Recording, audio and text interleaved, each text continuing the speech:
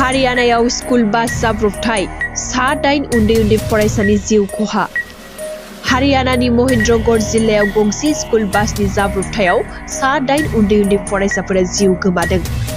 हादरारि थाखोनि गुबुन खौरां बिजोङाव फोरमायनाय बादिब्ला जिएल पाब्लिक स्कुल मुंनि गंसे प्राइभेट स्कुलनि सा 35 फरायसुला फरायसुलिफोरखौ रोगानाय स्कुल बासआ लामा सेरनि फांसे दंफांआव सौग्रावनानै बेलथायनायाव बे जाब्रबथाया जादों, जेराव 8 उन्दै फरायसाफोरा जाथायसालियावनो जिउ गोमानायजों लोगोसे माखासेया गोब्राब जखम जायो।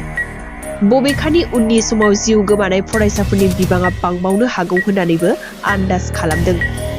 पुलिसआ फोरमायनाय बादिब्ला ड्राइभारा जौ लोंनानै गारि सालायनायनि थाखायनो बे गिख्रंथाव जाब्रबथाया जादों।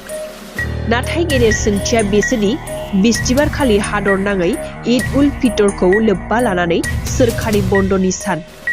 बन्दनि सानाव फरायसाफोरखौ स्कुल बासआव दैखांनानै बबेयाव लांदोंमोन?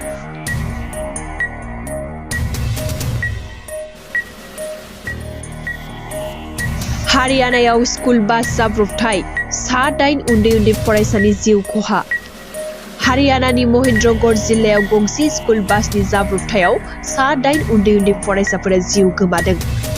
हादरारि थाखोनि गुबुन खौरां बिजोङाव फोरमायनाय बादिब्ला जिएल पाब्लिक स्कुल मुंनि गंसे प्राइभेट स्कुलनि सा 35 फरायसुला फरायसुलिफोरखौ रोगानाय स्कुल बासआ लामा सेरनि फांसे दंफांआव सौग्रावनानै बेलथायनायाव बे जाब्रबथाया जादों, जेराव 8 उन्दै फरायसाफोरा जाथायसालियावनो जिउ गोमानायजों लोगोसे माखासेया गोब्राब जखम जायो।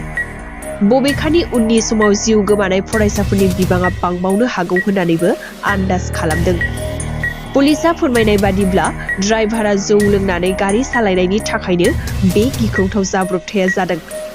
नाथाय गेदेर सोंथिया बेसोदि बिस्तिबारखालि हादरनाङै ईद उल फितरखौ लोब्बा लानानै सोरखारि बन्दनि सान।